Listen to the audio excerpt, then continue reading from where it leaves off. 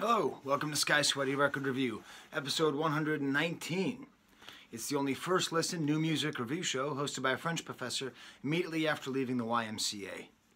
An opening sentence that is increasingly untrue, but I'm going to get back on rhythm. But the thing is, I've ended up, and it's not intentional, but this channel has sort of become like the Hippo Campus Channel, which isn't at all what I set out to do. But in a way it is. You see, the idea is that I'm like trying to listen to new music and believe that rock and roll is still good, or believe that hip hop is still good. Basically believe that good stuff is still being made out there.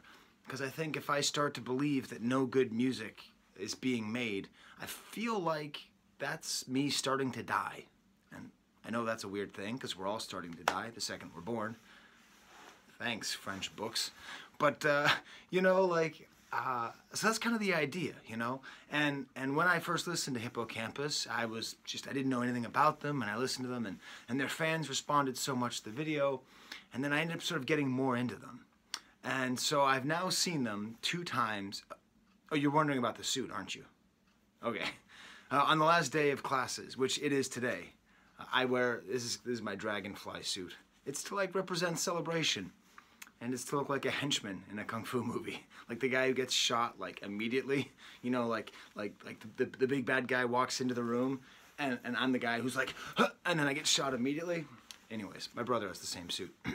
It's a long story.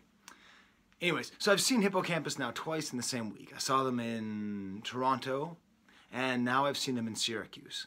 And the idea is, you know, if I'm not a super fan, which I'm not, although maybe I am at this point. You know, what do I really get from this experience? What do I get from this band? I sort of feel that you can almost see Hippo Campus as the state of rock and roll itself. Like very talented, under-supported, underappreciated, but still relevant, existing, and creating something new and interesting, which is what I think rock and roll can do.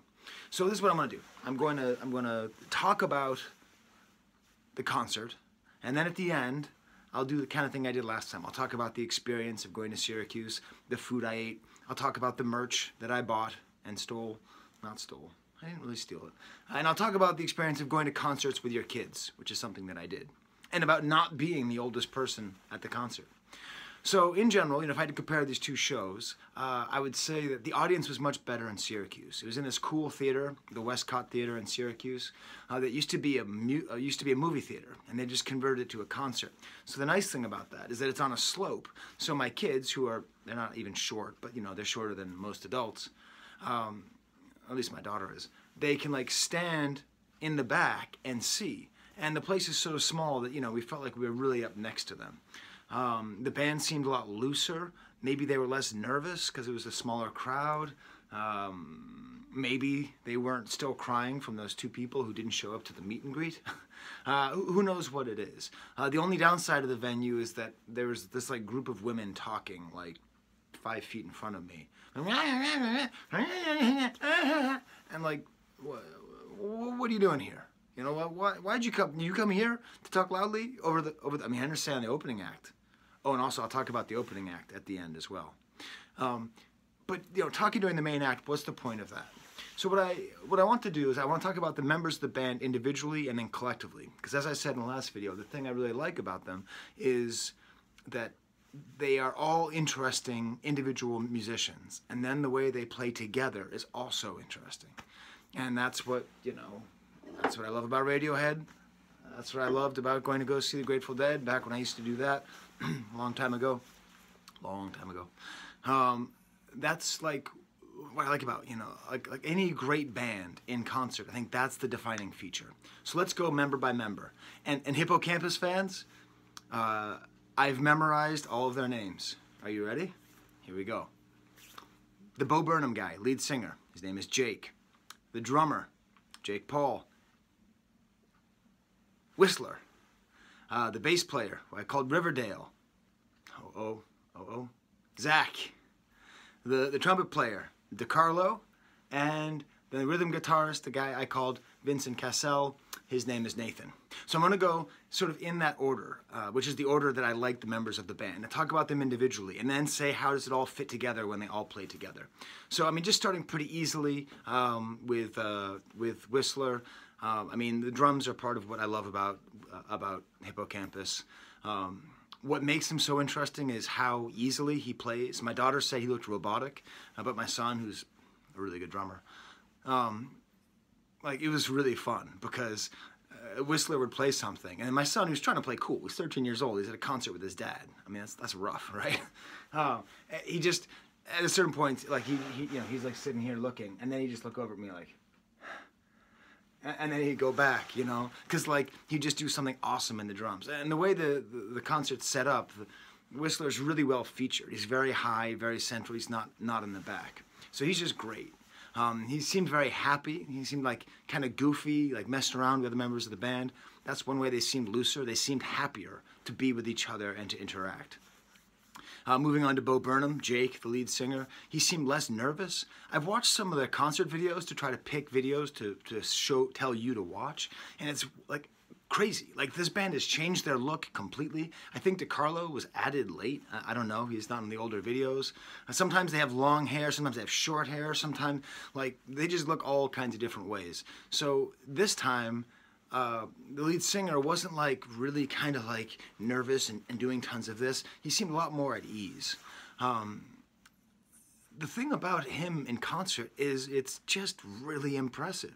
Like, the range that's on the albums, you don't even really pay attention to it that much, how much he sings low and then middle register and then the falsetto, but he goes in between them so much. And in concert, I mean, really, you shouldn't be able to hit them as consistently as he does. But he does more than that. He actually, like, improvises, and like, well, there'll be lots of songs where sort of there'll be a long extended end bit, and he'll sort of like improvise over it and do like weird, almost like jazz riffs. He's really almost like a crooner, you know? I mean, he has that sort of energy and that talent, which is really quite impressive. The best part of seeing Hippo Campus in concert, by far, is the interplay when multiple members of the band are singing something repeatedly, okay? Not quite in a round, but, you know, like kind of like an anthemic chorus. And this happens multiple times. And they're singing it, and that's creating a rhythm. And then they're playing something that's usually the same rhythm or slightly off. And then Jake, the lead singer, starts like riffing or singing other things and basically takes a lead vocal line while these other vocals are going, and they're playing the instruments, and everything's in tune, and everything's in sync, and all the harmonies work, and the rhythms of the voice go, and it's awesome. It's just really awesome. I mean, it's something to see. It's like really special. I'm going to include a link down below to a performance they did for Minnesota Public Radio of the song South, which I don't even know. It's on like their EPs or something. I don't know where the song's from. I've now heard it in 2 concerts. And you kind of get a sense, like a couple minutes in, what I'm talking about. Like, where the one guy's just saying, go, down, south, sorrow, and then and the drummer's singing it too, and then the lead singer goes over it. It's an excellent effect, and it reinforces this idea of this really tight together band. The funny thing about the lead singer is he was happiest when he wasn't singing. So there's a new song that they played, which I can't quite tell if it's good, but who knows, it'll probably grow on me, which is sung by Nathan, the rhythm guitarist, actually the lead guitarist, sort of other singer. And he was, lead singer Jake was just jumping around and happy and playing guitar. He seemed so free. That song in general had a totally different energy, which makes sense, because when you're in a band and you've been touring the album over and over and over again, it's like, how many times are you going to play the same songs? You get to play a new song, and it was fun to see how excited they were. It's nice too, they didn't play all the same songs. They kind of mixed it up. Like, it wasn't just like, you know, the same exact set list. It followed the same basic rhythm. It was the same first song, same fourth song, but they messed around with it enough to make it worth it on that level. Moving on to Riverdale, on to Zach. He's just a really good bass player, and the first time I saw them, I didn't really pick it up.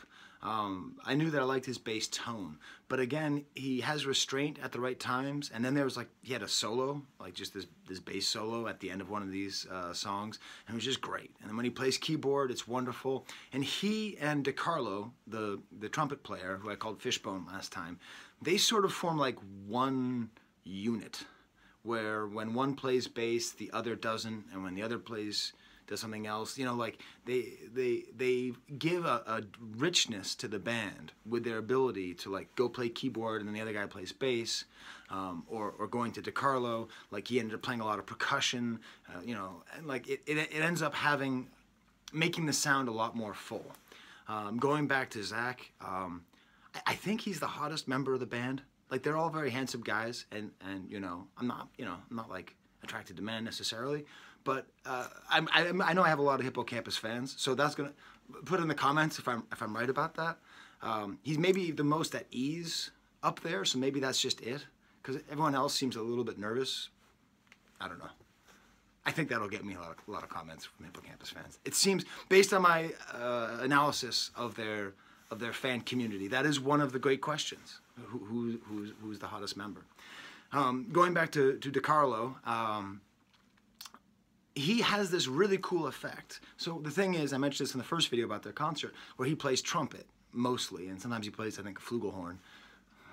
I think it's a flugelhorn. And then, you know, he plays drums, and he plays tambourine, but he has this awesome impact on the audience where, like, you get excited when he does something, because he's always kind of hanging out in the back. And then, like, when the trumpet solo comes, like, you're just not used to hearing trumpet in a rock and roll song. And he brings a totally different energy. And he's just sort of like, there's no nervousness. He's just kind of pure joy and performance. And he's on the other side from Zach, the bass player. So I think both of them have this sort of ease that it's very, very nice.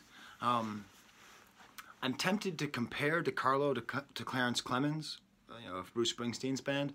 Obviously that's problematic, because you might be thinking I'm just saying that because of race, which is an element, right? I mean, Bruce Springsteen's band's very white, and then there's like the black guy playing saxophone, and Hippo Campus is a very white band, and then they have, you know, black guy playing trumpet. But that's not really how I mean it. What I mean it is that it's like, and I hate Clarence Clemons, by the way. Every time he plays on Bruce Springsteen, I just skip it. That's just because I don't really like saxophone in rock and roll. Very different here with DiCarlo.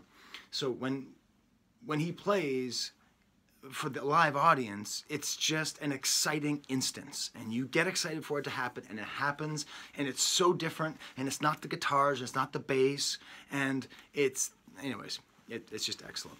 And then we get to Nathan, the lead guitarist, the other singer, who I think is sort of, I don't think I like this light. Is that better? I think that's better, more atmospheric. He's sort of the biggest problem in the band for me, but he might also be the best part. It's hard to tell. If you're a Grateful Dead fan, he's very much the Bob Weir. So Jerry Garcia was the charismatic, messianic player of Grateful Dead, and he didn't do very much, and he wasn't very at ease in the spotlight. And then Bob Weir was this, like, you know, guy who looked like a jogger, and he was all excited, and he's always screaming, "Ha!" and like all like that. And like, no one likes Bob Weir more than Jerry. And if they say they do, they're just lying. But he was totally necessary, like completely necessary to be in the band and to do what he did and fulfill the role that he fulfilled. Anyways, so I'm giving oral interviews in class today, and so I can hear my students like getting ready outside, but I still have 5 minutes, so we're all good. But the thing is that the more I watch him now, I actually think he's super necessary, because he's such a great guitarist. He brings in that kind of individual African guitar sounding, like it sounds like African guitar, the way he plays, like very individual notes. The vocals that he brings is super necessary. That new song, I think it's good. I think it's going to be good if the band moves forward and they rely on two different singers. I think it'll take a lot of the weight off of the lead guy, off of Jake, and it will allow there to be different kinds of songs. Maybe the highlight of the show, definitely for my kids, was a song called Bubbles. And that's a song where it's just kind of mellow, and then it goes absolutely crazy. And it turns out Nathan sings the second part, and that ends up, it's just great. It's just very exciting. So the last time that I saw a band twice in a week was Kanye.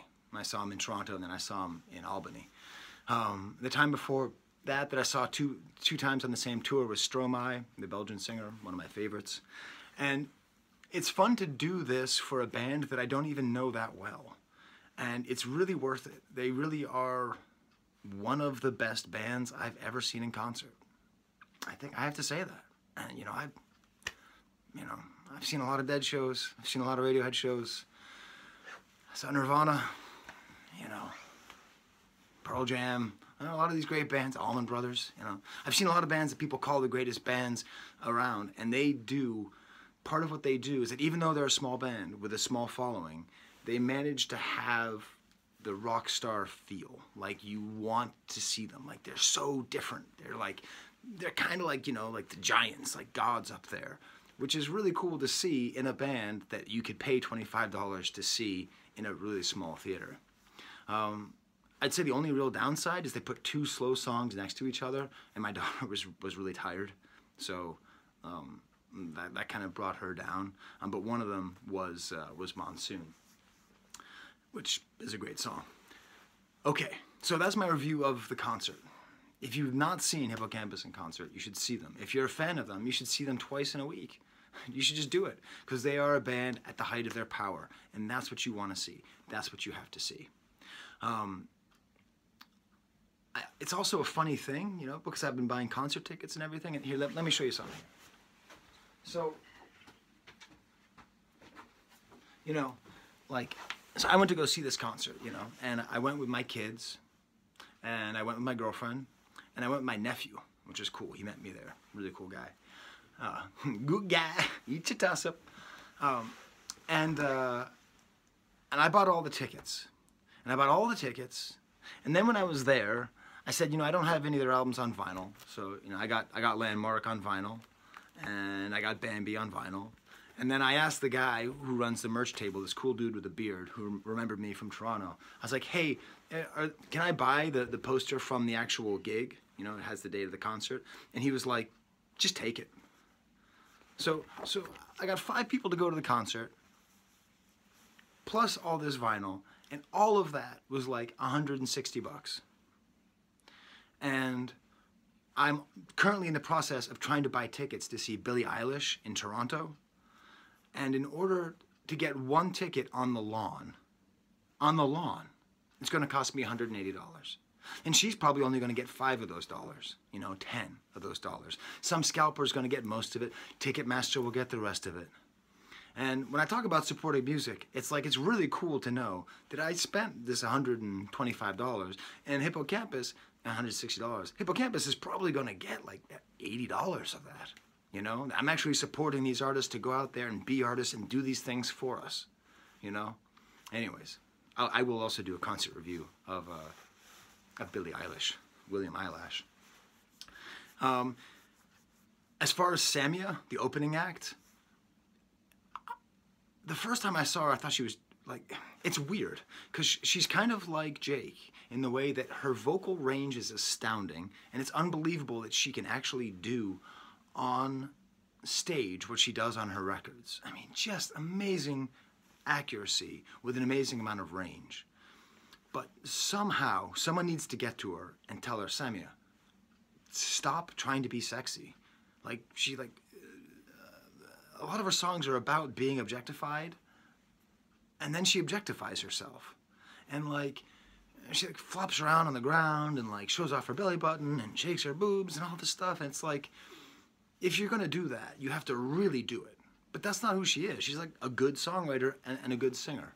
My daughter was I think she liked her music, but then she flashed the audience, showed her bra at the end, and my daughter was just I didn't like that. But still, I had my daughter go up and meet her and take a picture with her, because hopefully my daughter will be a musician sometime, who will not make the same mistakes that Samia made. So I liked Samia. I think she's a good singer. I think her band's maybe a little bit weak, but it's a weird thing. If you've seen her perform, do you feel the same way I do? Just take it easy. You don't need to do that. You don't need to jump up and down and be all sexy. You're good enough. Anyways, so that was the show. If you're ever in Syracuse, I highly suggest going to the restaurant Gangnam Style. It's a Korean restaurant, and the name is so bad I almost didn't go, but we went. It was very good, authentic Korean food. The roadies for the band were all there, and my daughter was completely starstruck. Look, they're with the crew, and they ended up being the roadies, and that was really fun. it's great going to a concert with kids. I brought them like the giant headphones, but now they're too cool to wear them, which they used to wear when they go to concerts. So they're getting older. If you go to concerts with kids, just be ready to leave. Just don't be invested in staying there the whole time, but just like allow them to be cool. And they really enjoyed it. My girlfriend really enjoyed it. My nephew really enjoyed it. It was a great show. Okay, I officially have to give an oral interview now to my students in French 1. Hopefully it goes well. All right, until next time, where I will not be talking about Hippo Campus, I promise. Well, actually, who knows? There's the camera.